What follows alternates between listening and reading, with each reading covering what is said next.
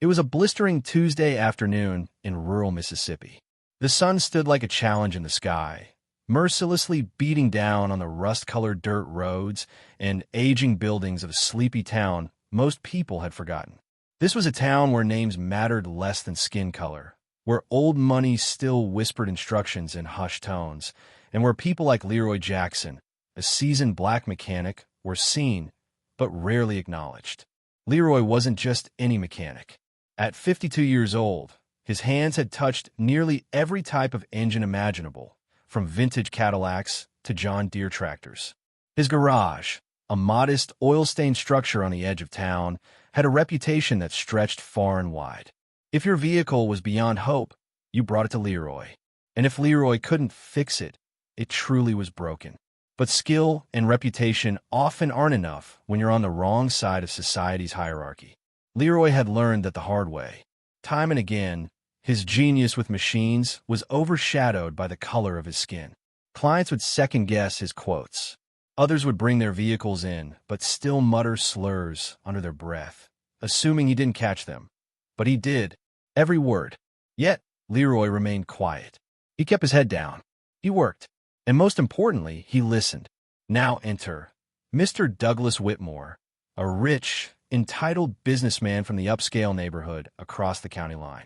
With salt and pepper hair, an expensive Rolex, and a voice that always seemed to talk at people rather than to them, Mr. Whitmore was the embodiment of old Southern privilege. He ran a chain of luxury real estate ventures and rarely visited the town, unless something broke. That day, something did.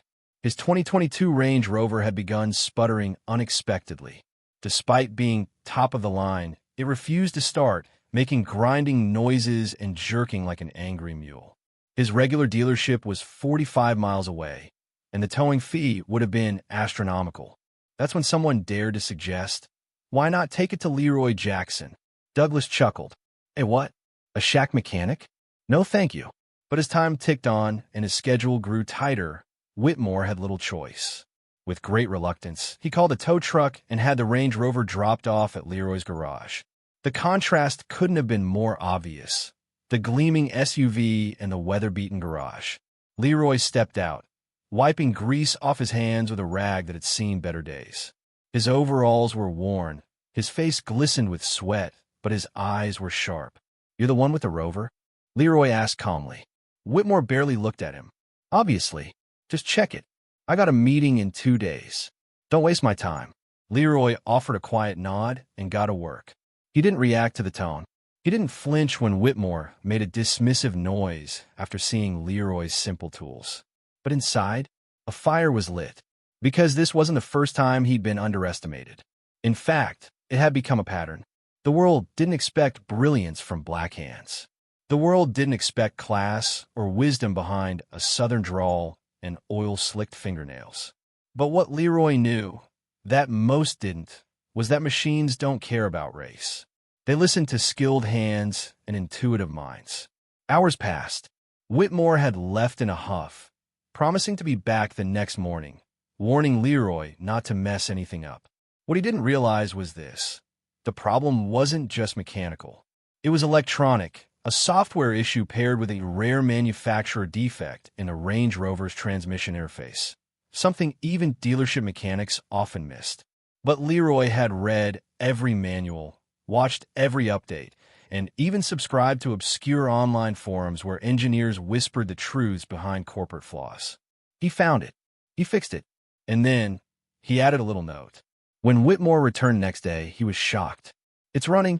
he asked, incredulous. "Smooth as silk," Leroy replied. Whitmore got in, turned the key, and sure enough, the engine purred like it had just rolled off the showroom floor.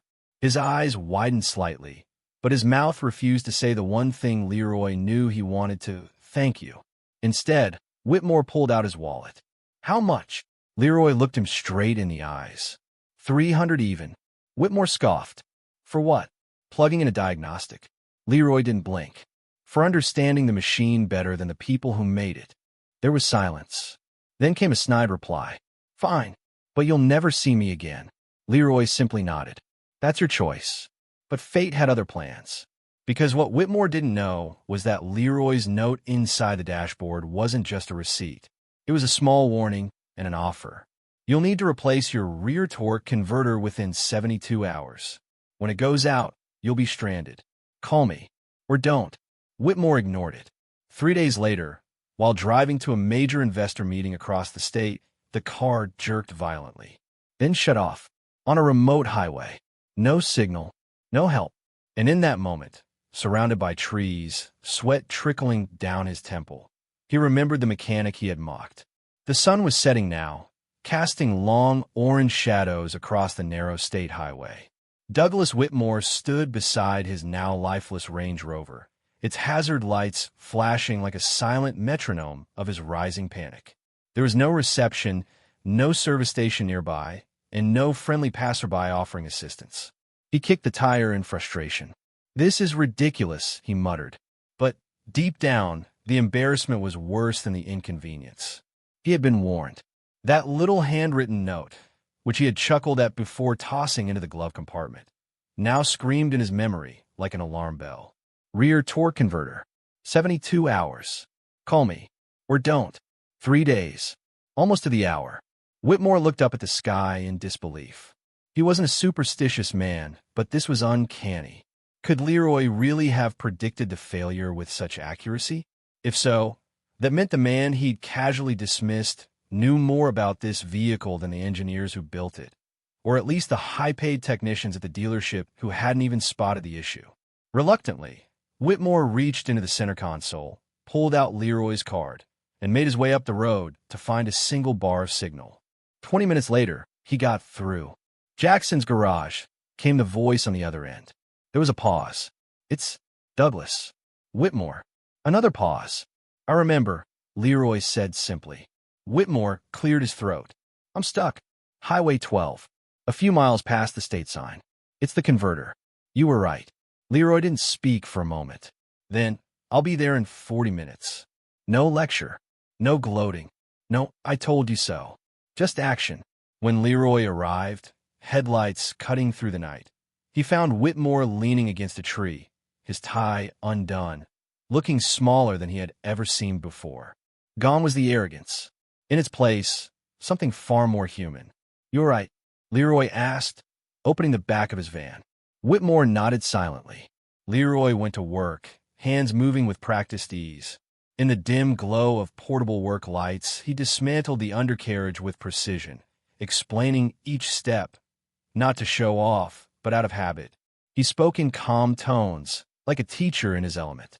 Whitmore watched closely, still unable to fully comprehend how this man, this simple mechanic, could so thoroughly understand a vehicle that had baffled everyone else. "I thought about ignoring your note," Whitmore admitted quietly. "Figured you were bluffing." Leroy chuckled dryly.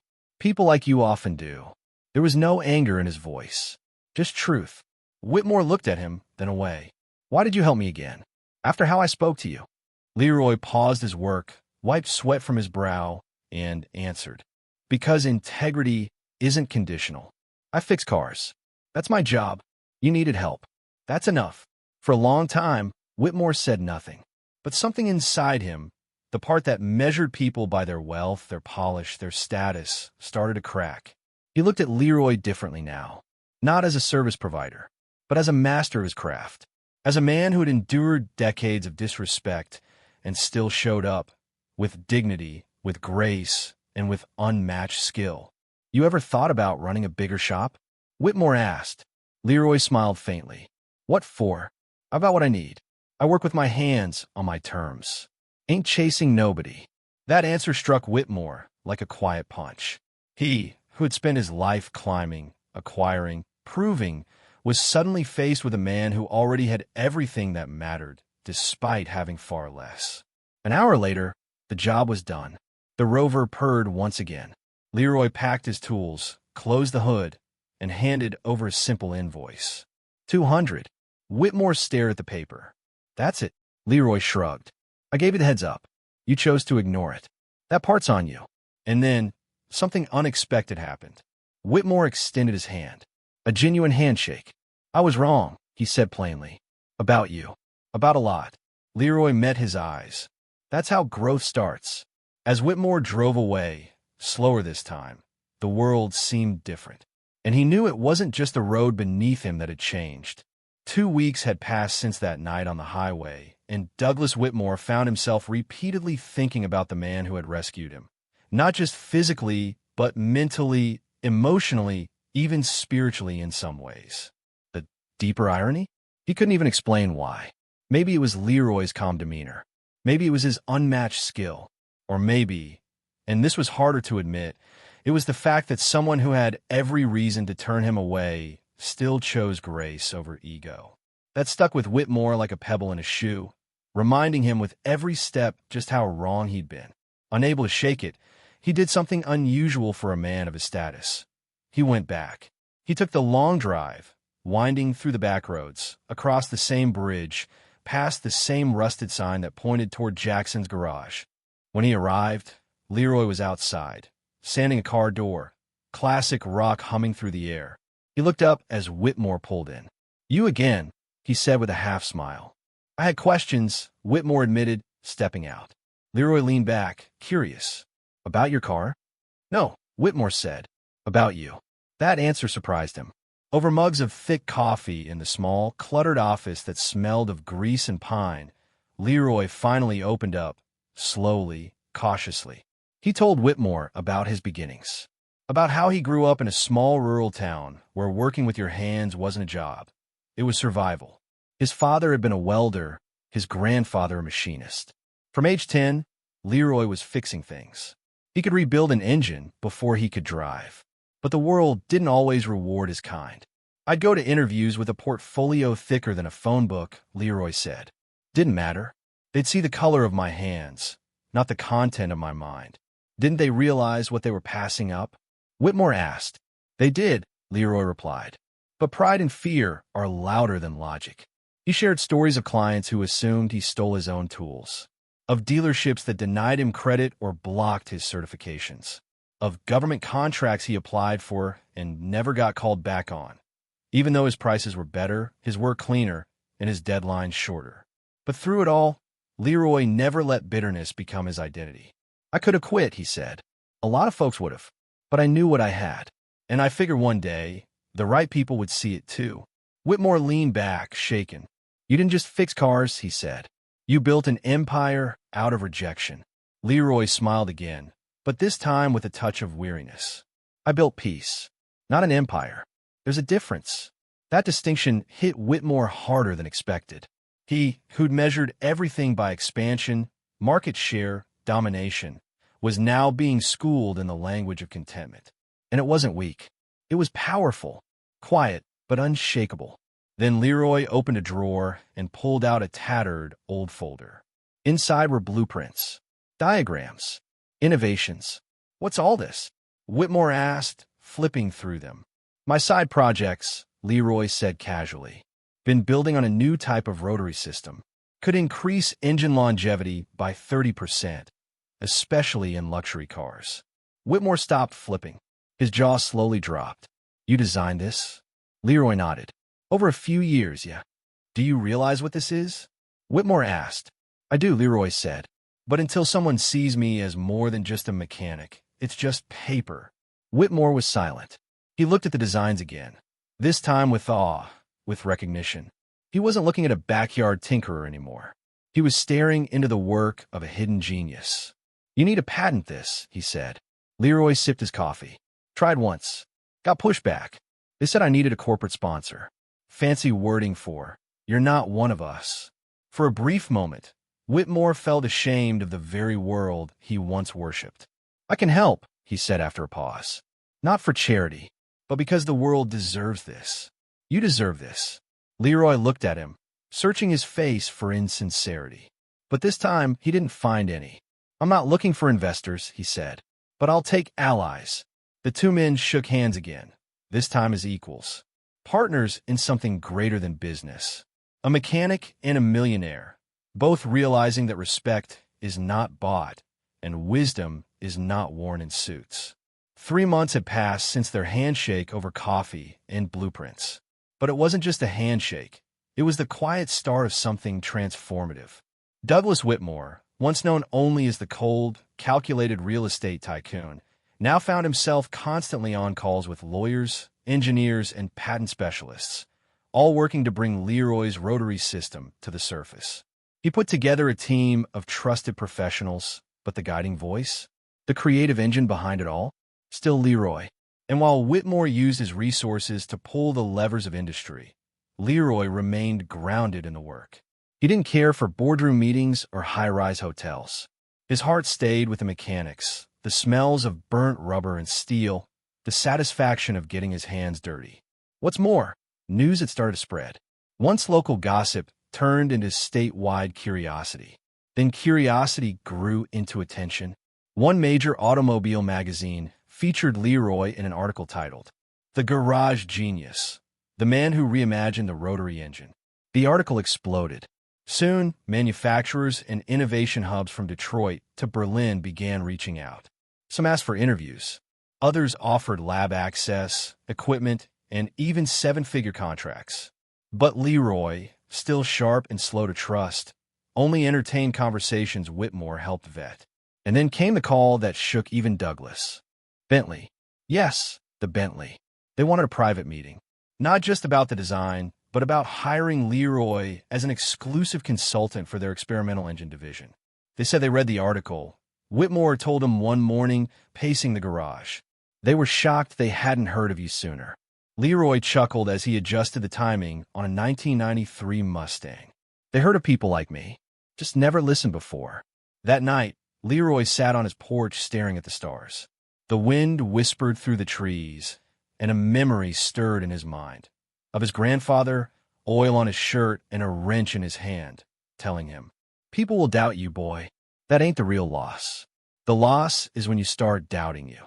And now here he was, proof that faith, patience, and persistence could outshine even the loudest doubters. The following week, Leroy and Whitmore flew out to London.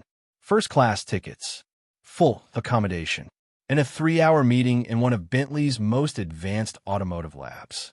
At that long, glass table sat engineers, designers, executives, people who once would have glanced past Leroy like he was background noise. But now, they leaned in when he spoke, took notes, nodded along, not out of politeness, but from genuine, earned respect. And when he described how his rotary model reduced friction, improved thermal efficiency, and required less maintenance, even under high torque, there was silence. Not the awkward kind, the reverent kind. At one point, one of the senior engineers asked, "Leroy, how did you even come up with this?" He leaned back, cracked his knuckles, and said, "Simple. I listened to the engine. It talks. Most people just never learn the language." The room fell into stunned laughter, because it was the truth. Everyone had been looking at machines through textbooks. Leroy had listened to them like old friends. By the end of the meeting, the head of innovation reached across the table.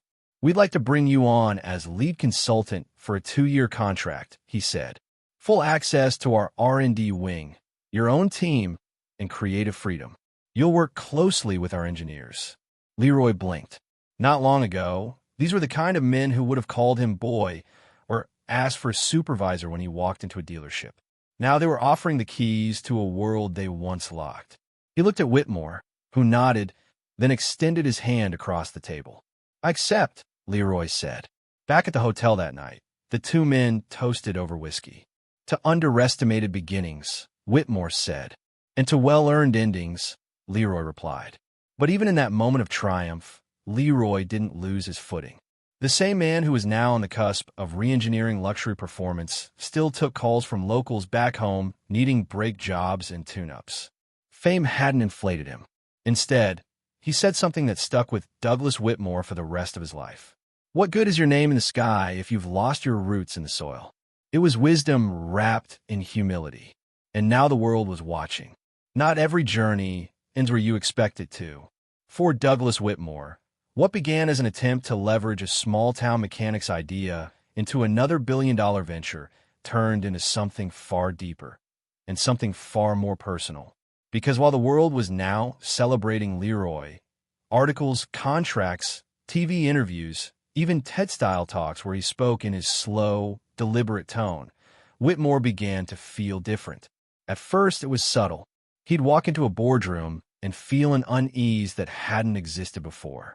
He'd listen to engineers speak of innovation, but all he could hear was Leroy's voice, calm, raw, intuitive, deeply human. Douglas realized something. He had always prided himself on being a visionary, someone who could see past the surface. But when Leroy had stood before him in grease-stained jeans, with a humble tone and nothing but rough sketches, he hadn't seen potential. He had seen limitation.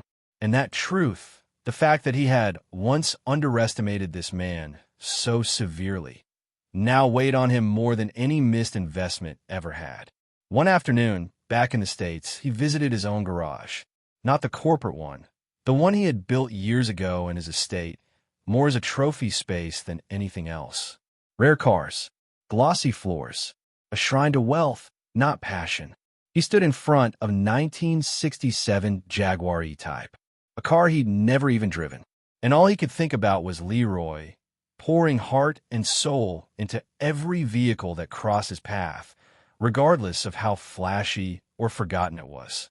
That evening, he picked up the phone. Leroy answered on the second ring. "You all right?"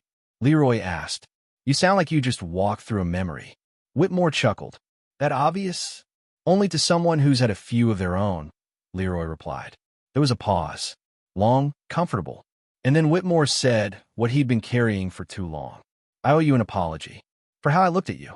For how I judged you when we first met." Leroy was quiet for a moment. Then, in that soft, steady voice, he said, "You don't owe me anything, Doug.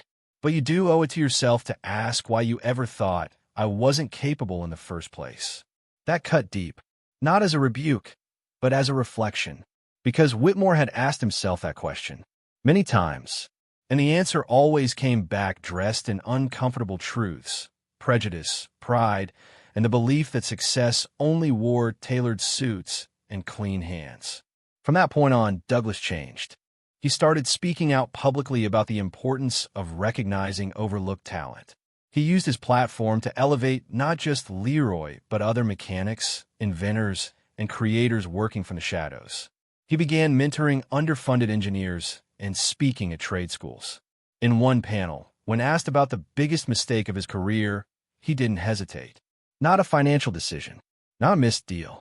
It was underestimating a man because he didn't come dressed like I did, because he didn't talk like I did, because I thought innovation had a face, and his wasn't it.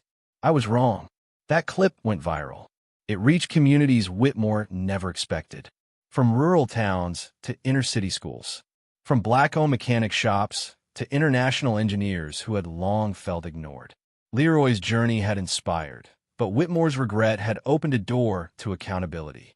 And the most powerful part? The two men remained close. Not just as business partners, but as brothers. They continued building the company they'd started, expanding into hybrid and electric tech, mentoring a new generation of creators. One summer, they were invited to co-host a Tech and Trades Expo in Atlanta. Before a crowd of 10,000 students, tradespeople, and automotive giants, Whitmore introduced Leroy. But not with a corporate bio. He didn't talk about contracts or titles. Instead, he said, "This man taught me how to hear engines, but more importantly, how to listen to people. He showed me that genius doesn't always come in polished packaging. And I'll spend the rest of my days making sure the next Leroy doesn't have to wait for the world to catch up." The applause was thunderous. And Leroy? He simply smiled, took the mic, and said, "I didn't do it to prove anyone wrong. I did it to prove myself right. But I'm glad y'all finally saw it too." It was a moment that cemented their legacy, not just in automotive circles, but in the deeper, more sacred space of social redemption. Whitmore once thought the biggest thing he'd gained from Leroy was a patent. But in truth, he gained a mirror, one that showed him what he had been, what he could become, and how powerful it is to admit when you've been wrong. Because regret, when owned, becomes fuel. And this time, it wasn't running an engine. It was running a revolution. When one story resonates deeply enough, it can ripple far beyond the lives directly involved. And that's exactly what began to happen with Leroy's journey. It was no longer just about a black mechanic and a rich investor. It was about every overlooked genius working in silence. Every garage humming with innovation that no one took seriously. Every brilliant hand stained with grease rather than ink. A documentary crew soon approached Leroy and Douglas. The working title? Under the Hood. The truth about untapped genius. At first, Leroy was reluctant. He never did what he did for the spotlight. Cameras felt intrusive.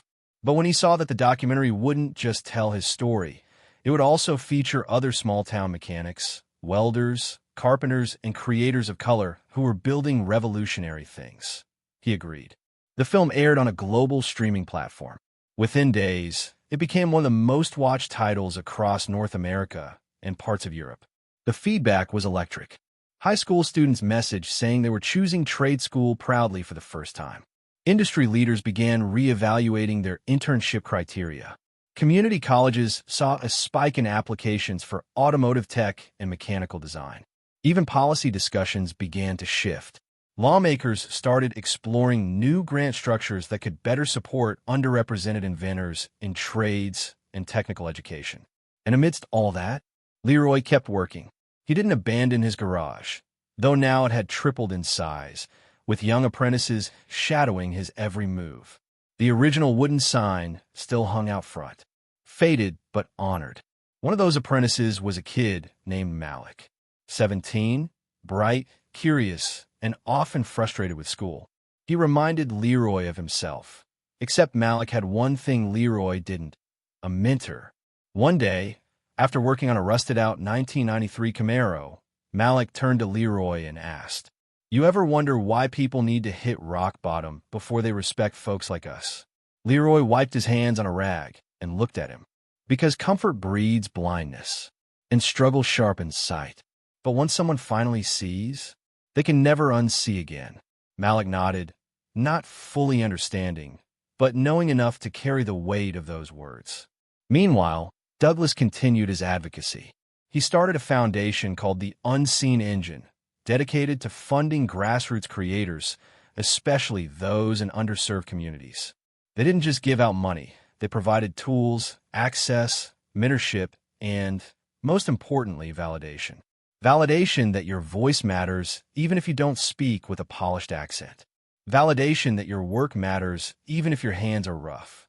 Validation that genius wears many faces, and most of them are still waiting to be acknowledged. At one of the foundation's conferences, a woman named Charisse, a welder from Louisiana, stood on stage and shared, "For years I built frames that went into buildings and no one ever knew my name. Now, because of Leroy, because of this movement, I've got a patent in review. All because someone finally saw me." The crowd rose in applause. Leroy, watching from backstage, had tears in his eyes. Not because he was proud of himself, but because this recognition, this shift, this wave was never about him. He was just a spark. The fire now belonged to everyone who had ever been dismissed, doubted, or denied. One evening, long after the applause faded, Leroy sat alone in his garage. Malik had gone home. The lights were dim. Jazz played from a dusty speaker. He looked at his hands. Scarred, strong, sacred. And then at the wall across from him, where framed between oil-streaked shelves, hung an old photo of his father working on a car with him as a boy. Underneath the frame, he'd etched one sentence: "Let your hands speak when the world won't listen." And they had. Loudly, globally, truthfully. Months passed. The world changed in subtle but meaningful ways. People were beginning to value character over credentials, humility over hype. But something else was quietly unfolding. The rich man, Mr. Bexley, had been watching it all, silently, closely. And although the world had forgotten about his earlier arrogance, he hadn't. It gnawed at him. He remembered the day he walked out of Leroy's shop, smug and dismissive, eyes blind to the brilliance standing before him. He'd built his legacy on stock options and luxury, yet none of it ever brought the fulfillment he saw etched on Leroy's face the day he unveiled that first prototype. Regret isn't always loud. Sometimes it lives in the quiet moments, like when a man sits alone in a penthouse surrounded by things, but empty inside. One afternoon, Mr. Bexley reached out, not through his assistant, not through his lawyer, He showed up in person, at the same garage, wearing a plain blue shirt and jeans. No bodyguard, no entourage. Leroy, bent under the hood of a car, noticed the shoes first. Clean, expensive, out of place. He rose slowly, wiping sweat from his brow, and saw him. For a moment, silence. Then Mr. Bexley spoke softly. I was wrong. No grand speech. No justification. Just 3 simple, powerful words. Leroy stared at him, expression unreadable. I didn't see you, Mr. Bexley continued. And I should have. I didn't listen. And I should have. I didn't believe in you, but now the whole world does. I came to ask, not for business, not for profit, just for forgiveness. The garage was quiet, save for the ticking of a cooling engine nearby. Leroy nodded once. People change when they're ready, he said. What matters is whether they stay changed. Mr. Bexley let out a breath he didn't know he was holding. He stayed for a while that day. Watched Malik learn how to recalibrate timing belts. Watched Leroy walk a customer through basic maintenance. Watched the rhythm, the simplicity, the humanity. And something inside him shifted. For the first time in decades, he saw people again, not as tools or figures on a balance sheet, but as stories, lives, souls. When he left that day, he didn't take a photo, didn't post a selfie for clout. He just left a generous anonymous donation for a scholarship fund Leroy had started for young mechanics in underfunded schools. It was a small act, but for Bexley, it was the start of redemption. Months later, Leroy stood at a podium. He was being honored with a national award, the Torch of Innovation, typically reserved for corporate giants or Nobel-level thinkers. He wore the same work boots he always had. His speech was brief. This isn't about me. It's about potential. It's about looking at someone and asking not what degree they have, but what dreams they carry. I'm no genius. I just didn't stop. And now I'm here. So if you're watching this, sitting in a small town, thinking you don't matter, you do. You always did. The crowd stood in applause. Somewhere in that audience, Douglas smiled. So did Mr. Bexley. So did Malik, seated beside Leroy's mother, who beamed with quiet pride. Leroy was no longer the underestimated black mechanic. He was a movement, a message, a mirror that showed society what it had refused to see. And the best part? He never stopped being himself, never changed to fit the room. He made the room change to fit him. That night, after the event, Leroy returned to his garage. Awards on a shelf. Cameras gone. Just him and his tools. Because greatness, for him, wasn't the recognition. It was the doing, the fixing, the building, the purpose. Leroy stood at the entrance of his garage one bright morning, the sun just beginning to rise over the city skyline. The noise of the city was distant, muffled by the weight of the early hour. In his hand, he held the key to his latest dream, a key to something larger than his business, larger than his success. It was a letter of approval. He just secured a deal with a major university to build a state-of-the-art automotive tech center aimed at training the next generation of mechanics and engineers, a place where dreams like his could flourish. The university saw what Leroy had built from the ground up, not just a garage, but a legacy of perseverance, ingenuity, and heart. The first question many asked when they came to the shop, after hearing Leroy's story, was how. The truth was simple. It wasn't magic.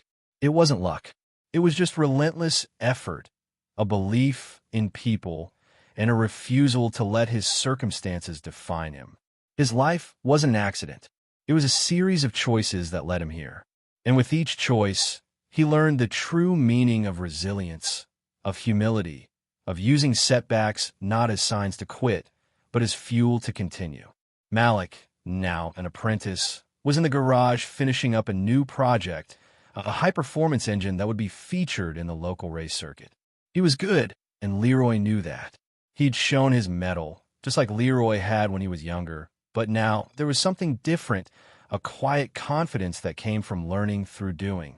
It was a legacy being passed down. The garage wasn't just a place for mechanical work anymore. It was a school for life. Leroy smiled and walked toward his car. He had no need for any further validation.